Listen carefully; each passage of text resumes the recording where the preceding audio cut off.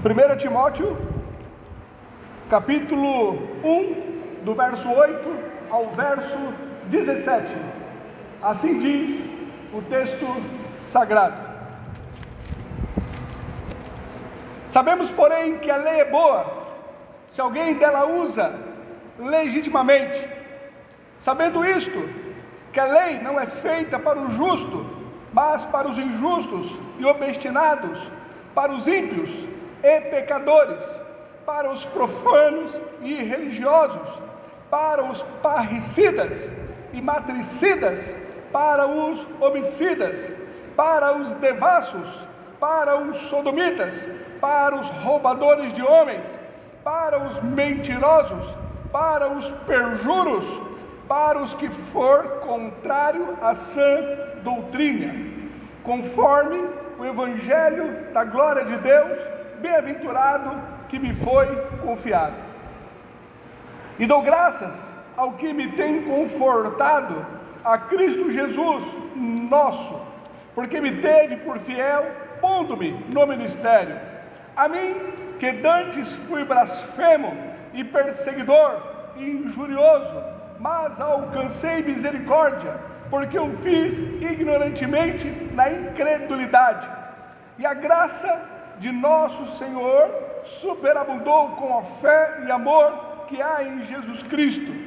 Esta é uma palavra fiel e digna de toda a aceitação, que Cristo Jesus veio ao mundo para salvar os pecadores, dos quais eu sou o principal. Mas por isso alcancei misericórdia, para que em mim, que sou o principal, Jesus Cristo mostrasse toda a sua longanimidade, para exemplo dos que haviam de crer nele para a vida eterna.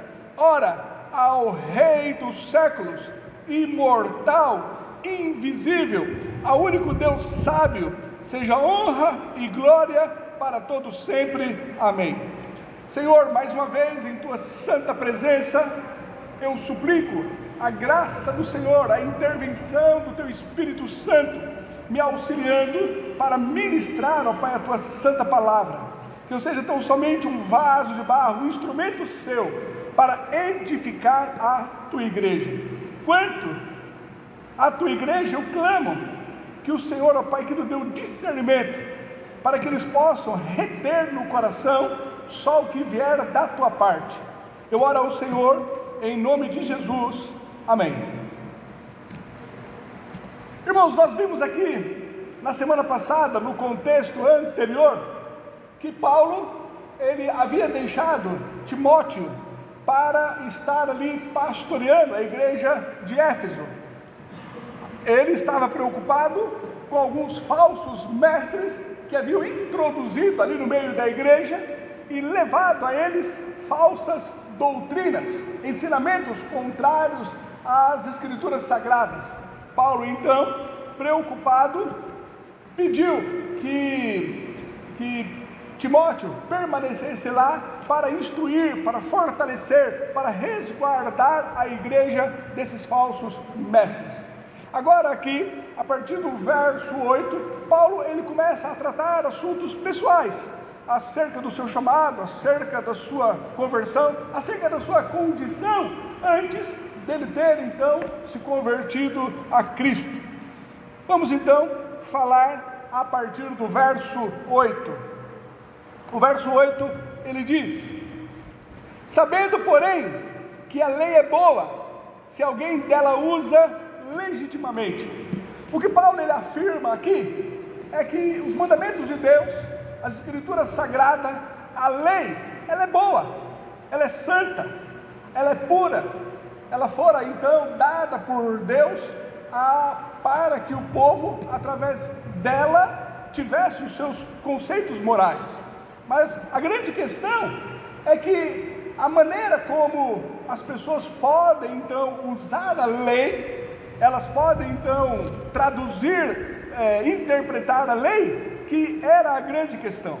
Ele diz aqui, sabendo que a lei é boa, aí ele põe uma condicional: se alguém dela usa legitimamente. A questão era que esses falsos mestres haviam se introduzido ali no meio da igreja e estavam ali usando os mandamentos, a lei de Deus, de uma forma irregular, de uma forma ilegítima.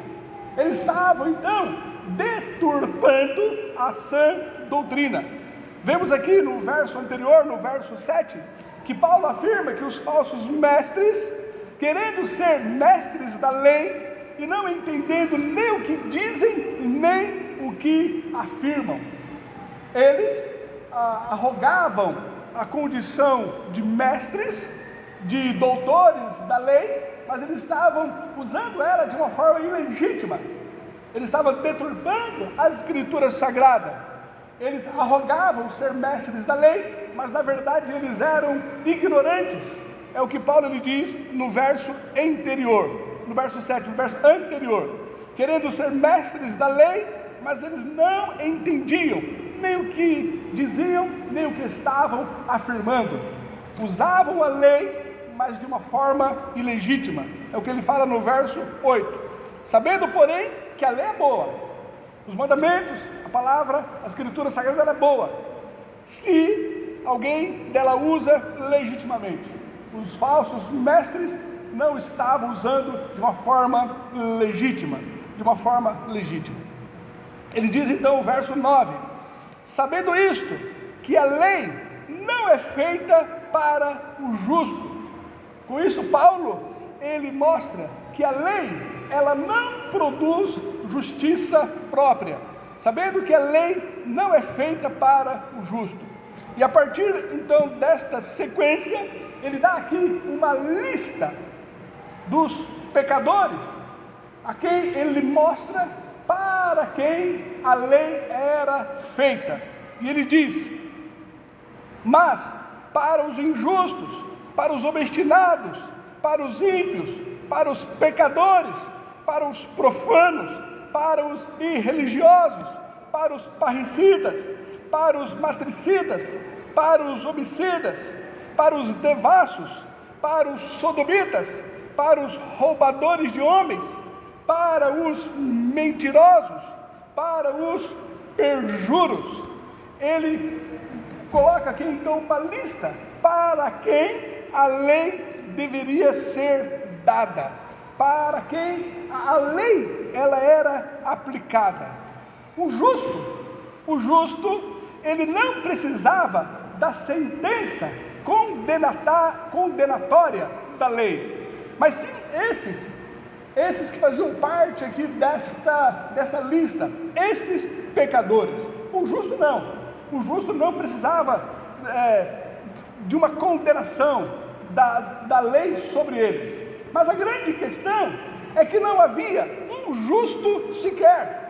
Todos os homens, eles eram pecadores. Todos os homens haviam herdado o pecado de Adão. Todos os homens haviam sido separados de Deus. Então, a lei ela se aplica a todos. Todos estão debaixo da lei. Romanos, capítulo 3, o verso 12 e o verso 23 diz: todos se extraviaram e juntamente se fizeram inúteis. Não há quem faça o bem, não há nenhum só, porque todos pecaram e destituídos estão da glória de Deus. Romanos capítulo 5, o verso 12: portanto, como por um homem entrou o pecado no mundo, e pelo pecado a morte, assim também a morte passou a todos os homens, por isso que todos pecaram. Então, diante de Deus, todos nós estamos em pecado, todos nós estamos separados de Deus. A lei então se aplica a todos. Todos somos pecadores, todos estamos mortos em nossos delitos e pecados. E ele continua no final do verso 10, após essa lista, mostrando que a lista ela não é exaustiva, e ele termina então o verso 10 mostrando: e também para os que for contrária à sã doutrina.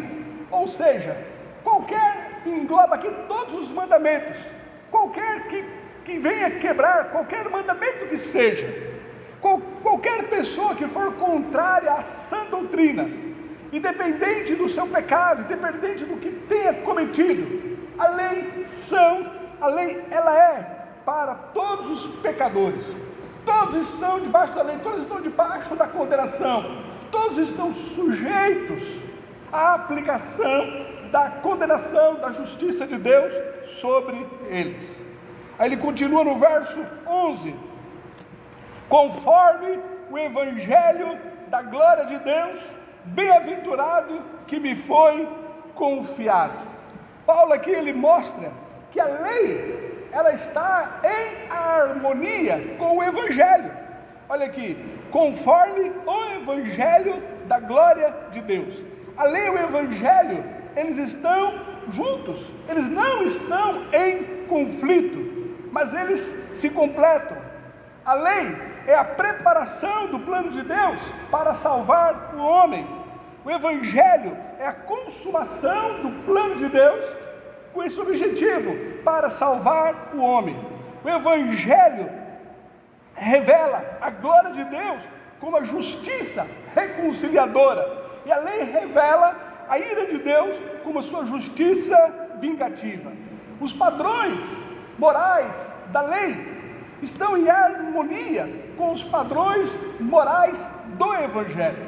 Portanto, nós não devemos abandonar as leis morais, abandonar o Velho Testamento, todos os mandamentos, as leis morais do Velho Testamento, devido a nós termos abraçado o evangelho.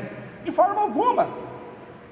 Todos nós cumprimos o Velho Testamento enquanto as suas leis morais. Nós não cumprimos as leis cerimoniais, visto que todas elas foram abolidas em Jesus Cristo. Mas as leis morais do Velho Testamento estão em harmonia com o Evangelho no qual nós abraçamos. A lei, ela é impotente para nos salvar. Através de nós cumprirmos a lei, através de nós cumprirmos os mandamentos, nós não seremos salvos. A lei, ela é impotente para nos salvar. E nós fomos libertos da condenação da lei. Então, nesse sentido, nós não estamos mais debaixo da lei. Mas, ao nos convertermos a Cristo, a reconhecermos pela fé que Jesus Cristo morreu pelos nossos pecados, e ao aceitarmos o que Ele fez na cruz por nós, fomos feitos então novas criaturas. E o Espírito Santo de Deus, ele passou a habitar em nós. E o Espírito Santo em nós, ele nos conduz a nós cumprirmos a lei, a nós praticarmos a lei, a cumprirmos os mandamentos de Deus.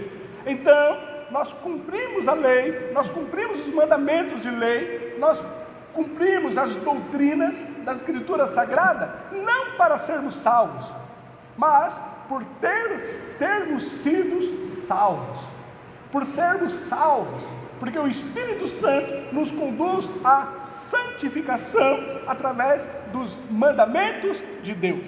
É o que Paulo então, ele diz aqui: conforme o evangelho da glória de Deus, bem-aventurado que me foi confiado.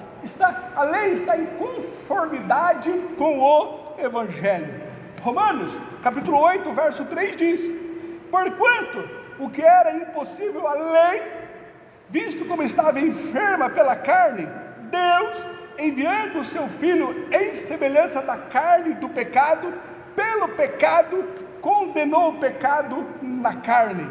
O verso 12, agora, verso 12 de 1 Timóteo: e dou graças ao que me tem confortado, a Cristo Jesus nosso, a Cristo Jesus Senhor nosso, porque me teve por fiel, pondo-me no ministério. Paulo aqui ele faz um contraste em relação à sua condição de ser apóstolo. Ele diz que o seu apostolado foi porque Cristo o colocou.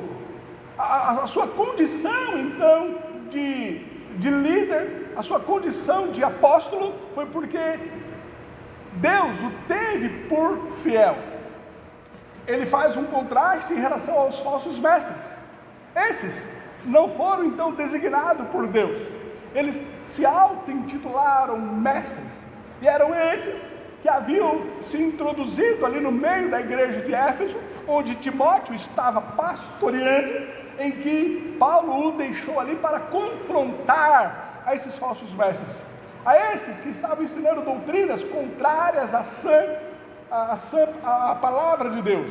Então eles se auto-intitularam mestres, mas eles não sabiam nem o que diziam e nem o que afirmavam. Eles se auto-intitularam.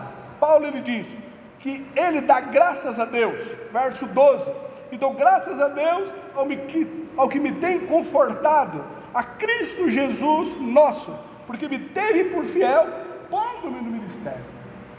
O apostolado dele foi por uma intervenção divina. E Paulo aqui ele dá graças, não pelo que ele fez para Jesus Cristo, mas ele dá graças pelo que Jesus Cristo fez em sua vida. Isso é algo muito interessante para nós estarmos pensando em relação à nossa vida cristã. O que importa não é o quanto você faz para Deus, mas o quanto Deus está fazendo em sua vida, o quanto você está sendo transformado de glória em glória, o quanto você está se deixando ser alcançado pelo Espírito Santo, te convencendo de pecado, te libertando da condição mundana e levando você a se assemelhar a Jesus Cristo. Paulo ele dá graças, não pelo trabalho, pela obra que ele estava realizando, mas pelo que Deus estava fazendo em sua vida.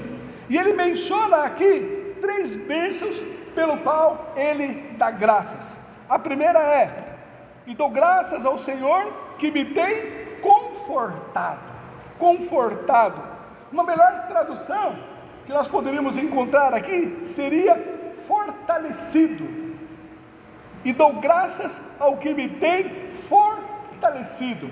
Esta palavra aqui, fortalecido, é a mesma que Paulo usa em Filipenses, capítulo 4, verso 13, onde ele diz: posso todas as coisas em Cristo que me fortalece. É a mesma palavra. A melhor tradução aqui então seria: eu dou graças ao que me tem fortalecido. É Deus quem tem fortalecido a Paulo, é Deus quem está nos fortalecendo, é Deus quem nos capacita, é Deus quem nos qualifica, é Deus quem infunde força em nós. Paulo ele reconhece isso, e ele dá graça pelo que Deus, pelo que Jesus estava fazendo em sua vida, o estava fortalecendo. É interessante nós vermos que, como resultado de Deus o fortalecer, como resultado de Deus o capacitar, de Deus infundir força em sua vida, ele diz aqui: e dou graças ao que me tem fortalecido, a Cristo Jesus nosso Senhor, porque me teve por fiel. A segunda bênção no qual ele dá graça é que Deus o teve por fiel. Agora veja bem, Jesus não confiou em Paulo por tê-lo visto como alguém inerentemente digno de confiança. Não, ele realmente era fiel como resultado de Jesus Cristo tê-lo fortalecido. Ele não era em si digno de ser confiável, mas ele se tornou uma pessoa confiável porque Deus o fortaleceu. Se nós hoje exercemos fé, se nós hoje somos confiáveis diante de Deus, se Deus ele tem acreditado em nós, não é pelos nossos méritos, não é pela nossa capacidade, não é pelos nossos talentos, não é por nós em si termos alguma dignidade diante dele, mas é porque ele nos fortaleceu, e como resultado desse fortalecimento, ele então nos vê como pessoas fiéis. É o que ele diz aqui no verso no verso 12: e dou graças ao que me tem confortado, o que me tem fortalecido, e como resultado desse fortalecimento, a Cristo Jesus, Senhor nosso, porque me teve por fiel, e em terceiro lugar, pondo-me no ministério. Da mesma forma, Jesus não colocou Paulo no ministério por tê-lo visto como alguém capaz, alguém talentoso, alguém que tivesse alguma virtude, mas colocou ele no ministério, porque de antemão já o havia fortalecido. Primeiro é Deus quem te fortalece, primeiro é Deus quem te capacita, primeiro é Ele quem te qualifica, e por Ele então infundir força em você, Ele te coloca no ministério. Nós não podemos arrogar para nós algum tipo de capacidade própria, ou nos ensoberbecermos por algum cargo, ou por uma condição que nós temos. Se estamos fazendo algo para Deus, é porque Ele nos fortaleceu, e como resultado do fortalecimento, Ele nos vê como dignos, e Ele então nos coloca no ministério.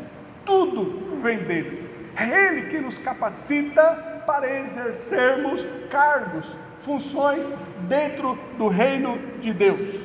E dou graças ao que me tem fortalecido, a Cristo Jesus, Senhor nosso, porque me teve por fiel, pondo-me no ministério.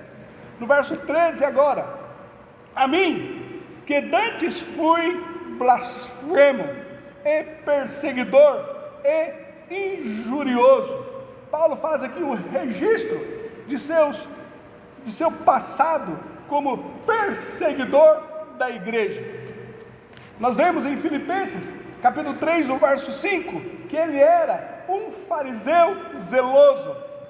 Filipenses 3,5: circuncidado ao 8º dia, da linhagem de Israel, da tribo de Benjamim, hebreu de hebreus, segundo a lei, fariseu. Ele tornou-se então um líder destacado no judaísmo. Gálatas, capítulo 1, verso 14: e na minha nação excedia em judaísmo a muitos da minha idade, sendo extremamente zeloso das tradições de meus pais.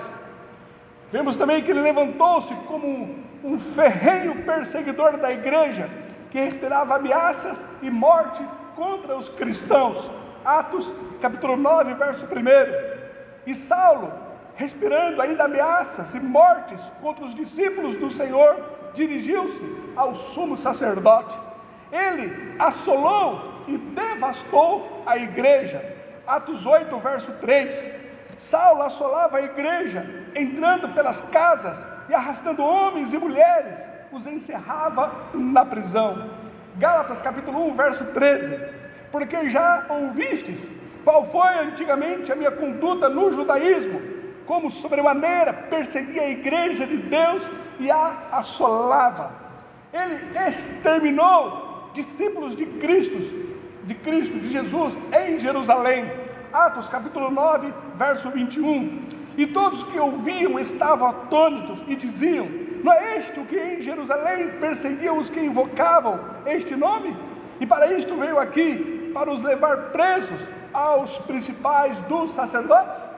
Ele perseguiu o caminho até o fim. O caminho era a forma como era chamada ali as pessoas que seguiam a Jesus, visto que Jesus ele se auto-intitulou, sendo ele o caminho, a verdade e a vida. Então a igreja era conhecida como aqueles que faziam parte do caminho.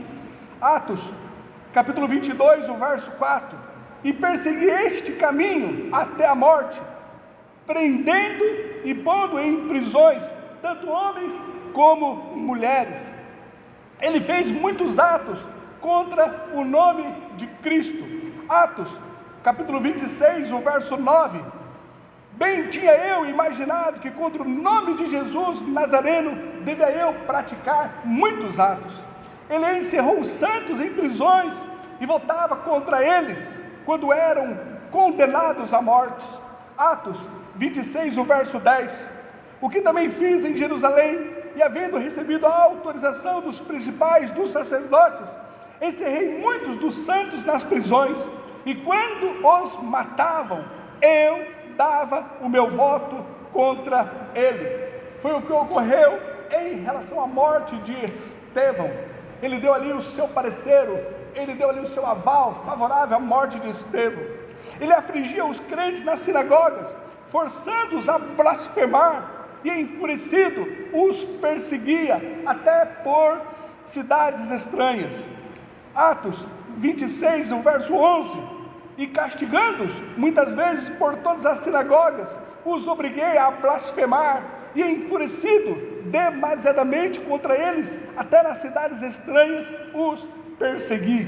Paulo, ele era como um animal indomável, que não queria ser amansado. Atos 26, verso 14: e caindo nós todos por terra, ouvi uma voz que me falava, e em língua hebraica dizia: Saulo, Saulo, por que me persegues?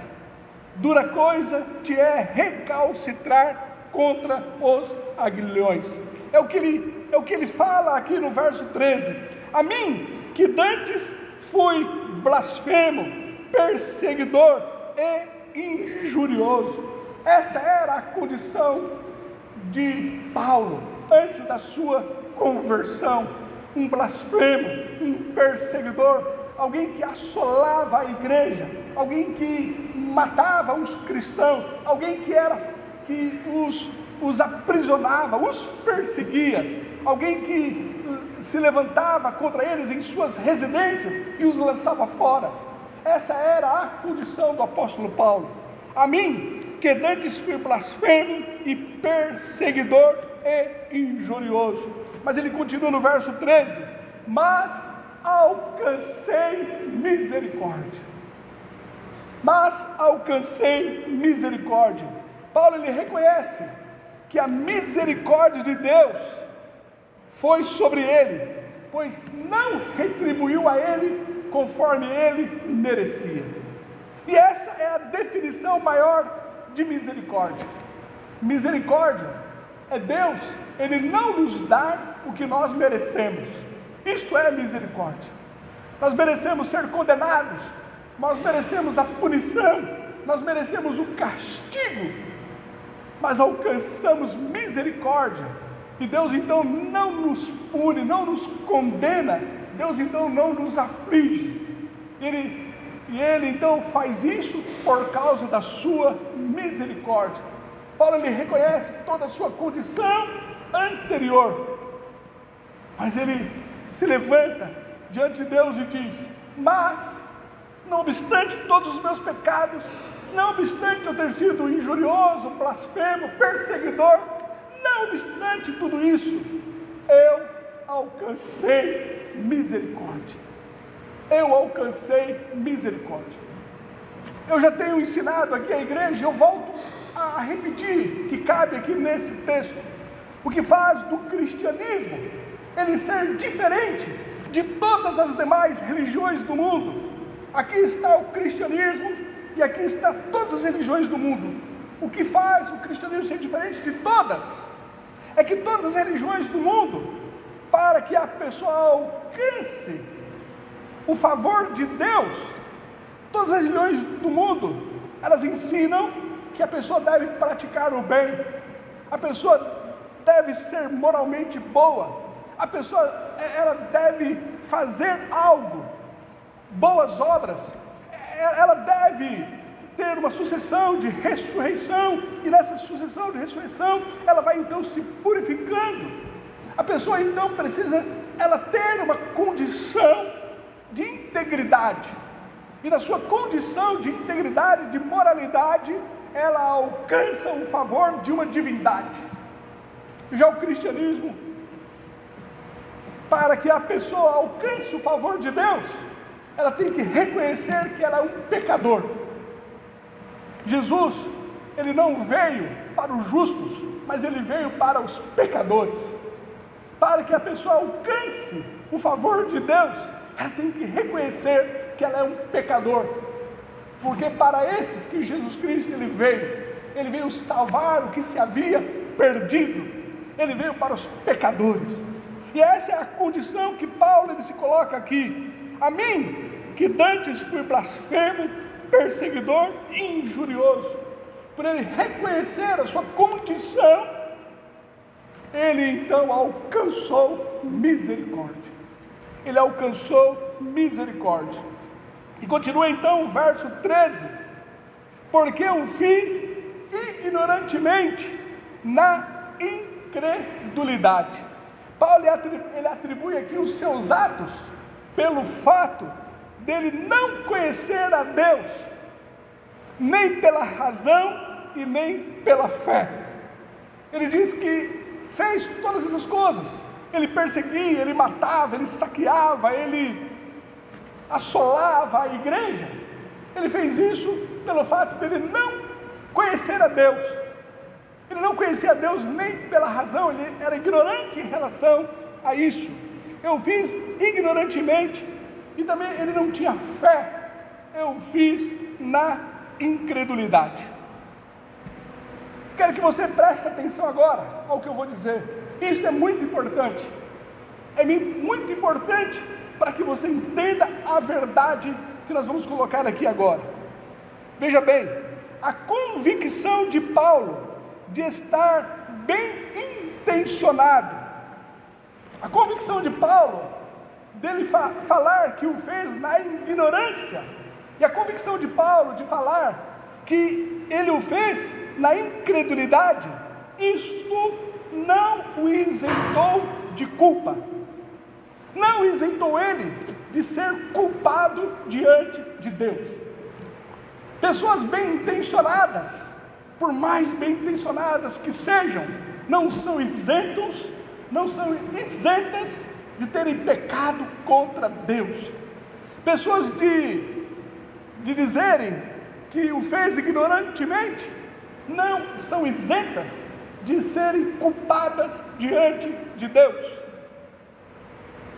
O inferno está cheio de pessoas bem intencionadas. Quando nós olhamos essas seitas, essas religiões, pessoas que praticam obras, pessoas que fazem o bem, pessoas que batem de casa em casa, pessoas que pregam o evangelho contrário às escrituras sagradas, eles os fazem com boas intenções, mas estão fora da verdade, não estão seguindo o cristianismo, não estão seguindo a fé em Jesus Cristo, não estão depositando a sua confiança no sacrifício salvífico de Jesus Cristo. Diante disso, não obstante toda a sua boa intenção, eles não estão isentos de serem condenados. Não estão isentos de serem condenados. A boa intenção não leva ninguém para o céu. Jesus, Ele é o caminho, a verdade e a vida. Em nenhum outro há salvação, porque também debaixo do céu nenhum outro nome é dado dentre os homens pelo qual devamos ser salvos. Jesus Cristo, Ele é o mediador entre Deus e os homens, o único mediador. A única forma de nos achegarmos a Deus, o único caminho é através de Jesus Cristo. As boas intenções não levam ninguém para o céu. O final do verso 13: porque eu fiz ignorantemente e na incredulidade. Ele atribui então seus atos pelo fato de ter sido ignorante ou não ter exercido fé, mas isso não o isentou de culpa. Verso 14: e a graça de nosso Senhor superabundou com a fé e amor que há em Jesus Cristo. Não obstante todo o esforço, não obstante todo o desejo dele de querer agradar a Deus, de ter sido um religioso, um fariseu, de ter sido realmente uma pessoa obstinada a querer fazer o certo, segundo os seus conceitos, nada disso adiantou para ele. Mas foi quando ele encontrou a Cristo, ele foi abraçado por Deus. Somente em Jesus Cristo ele realmente alcançou o favor de Deus. É o que ele diz no verso 14: e a graça não foi os seus méritos, seus esforços, tudo quanto ele fez, mas foi a graça de nosso Senhor, superabundou com a fé e amor que há em Jesus Cristo. Foi somente em Cristo, foi através de Jesus Cristo que ele teve o favor de Deus. O verso 15: e esta é uma palavra fiel e digna de toda a aceitação, que Cristo Jesus veio ao mundo para salvar os pecadores, dos quais eu sou o principal. Porque o Evangelho é digno de toda a aceitação. Aqui o verso 15, ele responde, em primeiro lugar, porque Jesus Cristo veio ao mundo. Ele diz aqui no verso 15, esta é uma palavra fiel e digna de toda a aceitação. Porque o Evangelho é digno de toda a aceitação? Ele diz, porque Cristo Jesus veio ao mundo. A salvação, ela é resultado de uma iniciativa divina. Foi Jesus Cristo que veio ao mundo. Foi por iniciativa divina que nós somos salvos, que nós podemos nos reconciliar com Deus. Foi Jesus que veio ao mundo. Jesus Cristo veio ao mundo. João capítulo 3, verso 16 e verso 17. Porque Deus amou o mundo de tal maneira que deu o seu Filho unigênito, para que todo aquele que nele crê não pereça, mas tenha a vida eterna. Porque Deus enviou o seu Filho ao mundo, não para que condenasse o mundo, mas para que o mundo fosse salvo por ele. O que faz a diferença do cristianismo para todas as outras religiões do mundo, o que coloca o cristianismo de um lado e todas as religiões do mundo do outro lado, é que todas as religiões do mundo, para que alguém seja salvo, ele tem que fazer algo, ele tem que praticar obras, ele tem que ter um mérito, é algo como resultado do esforço humano.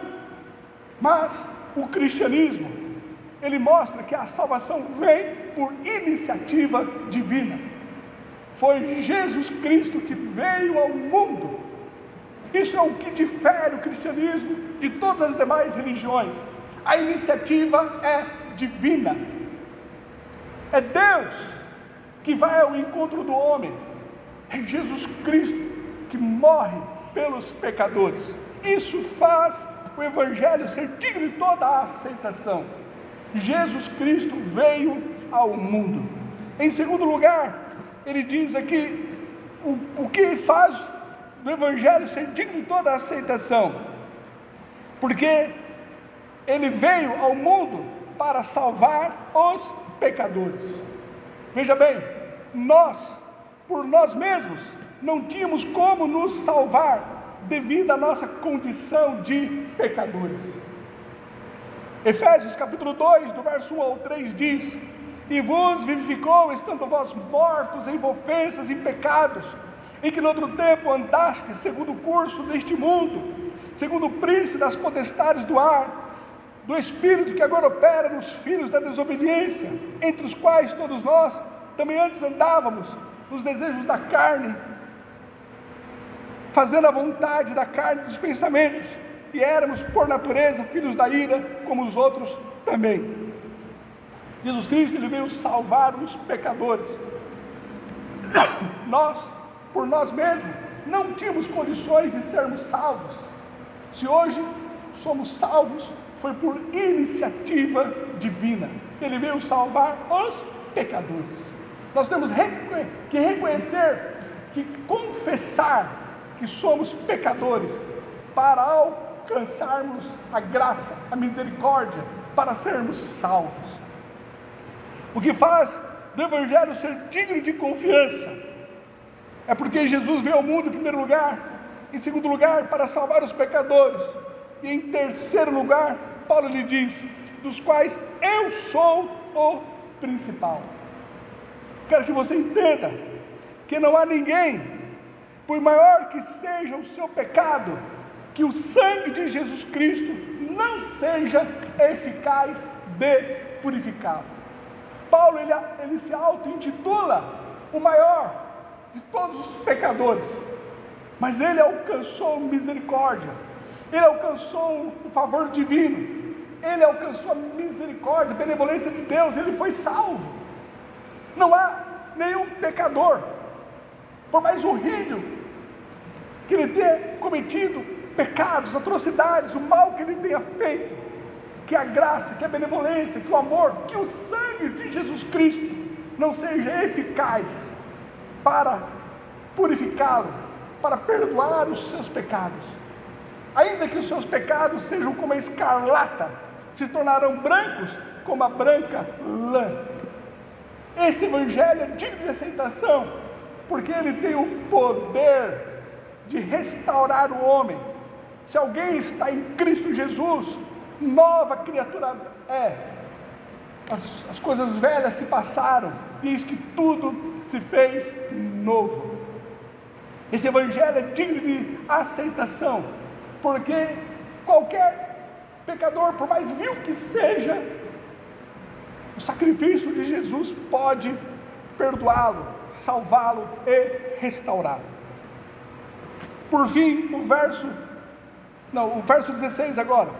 Mas por isso alcancei misericórdia, para que em mim, que sou o principal, Jesus Cristo mostrasse toda a sua longanimidade, para exemplo dos que haviam de crer nele para a vida eterna. John Stott, comentando esse texto, ele diz: embora a conversão de Paulo tenha tido muitas características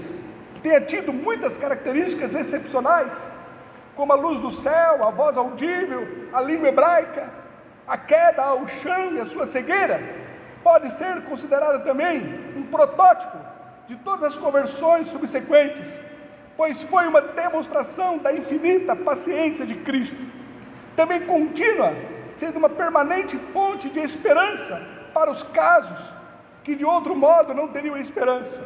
É como se Paulo estivesse dizendo: não se desesperem, Jesus Cristo teve misericórdia até de mim, o pior dos pecadores. Ele terá também misericórdia de todos vocês. É o que diz aqui o verso 16. Por isso alcancei misericórdia, para que em mim, que sou o principal, Jesus Cristo mostrasse toda a sua longanimidade, para exemplo dos que haviam de crer nele para a vida eterna. Por fim, agora o verso 17.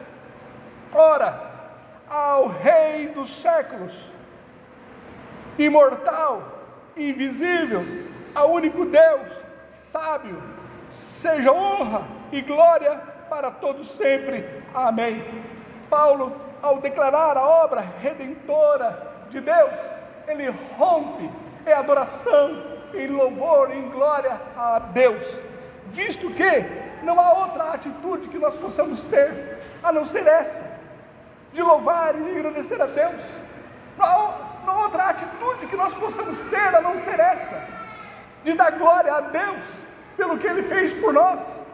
Nós outrora pecadores, nós outrora indignos, nós outrora afastados, inimigos de Deus, também fomos alcançados pela graça, pela benevolência, pelo favor de Deus. E é isso que nos faz, então, da mesma forma, rompermos em louvor, em gratidão, em adoração a Deus. Não há outra atitude que possamos ter a não ser engrandecê-lo e louvá-lo e prestar-lhe culto e dar a honra devida tão somente a Ele, pelo favor, pela benevolência, pelo que Ele fez a nós. Romanos capítulo 11, do 33 ao 36 diz: ó profundidade das riquezas, tanto da sabedoria como da ciência de Deus, quão insondáveis são os seus juízos e quão inescrutáveis os seus caminhos, porque quem compreendeu a mente do Senhor, ou quem foi o seu conselheiro, ou quem lhe deu primeiro a Ele, para que lhe seja recompensado, porque dele, por Ele e para Ele são todas as coisas. Lições que nós podemos tirar aqui desse texto. A primeira lição: a convicção, a ignorância e a incredulidade de Paulo não o isentou de culpa. Segunda lição: não há ninguém por maior que seja o seu pecado, que o sangue de Jesus Cristo não seja eficaz para purificá-lo. A terceira lição: nosso louvor a Deus é a reação que temos diante de tamanha benevolência de Deus por nós. Que possamos da mesma forma reconhecermos qual era a nossa condição outrora, e se nós estamos aqui diante de Deus, foi por causa dele. E se nós reconhecemos que ele fez isso por nós, que não venhamos nos calar, mas venhamos anunciar a Cristo em todo lugar, antes de tempo e fora de tempo, porque o Evangelho é o poder de Deus para a salvação de todo aquele que crê. Que venhamos pregar o Evangelho, que possamos falar de Jesus Cristo para todos, porque o Evangelho é o poder de Deus para a salvação. Que possamos anunciar a Cristo, porque há poder no Evangelho para salvar qualquer vil pecador. Que venhamos anunciar a Cristo. Que Deus assim nos ajude. Pai, obrigado. Obrigado, ó Pai, pela Tua palavra. Obrigado, ó Pai, por termos acesso a ela, e através dela conhecermos verdades que nos foram aqui reveladas, sublimes, que nós venhamos, ó Pai, ter o desejo de praticá-las, de vivê-las, de colocá-la, ó Pai, em prática. Pai, no nome do Senhor Jesus, obrigado por sabermos o quão Tu és benevolente, misericordioso. Que possamos, ó Pai, ser sustentados pela Tua graça. Senhor, dá-nos amor pelas almas perdidas e pregarmos o Teu Evangelho. Eu oro a Ti em nome de Jesus. Amém.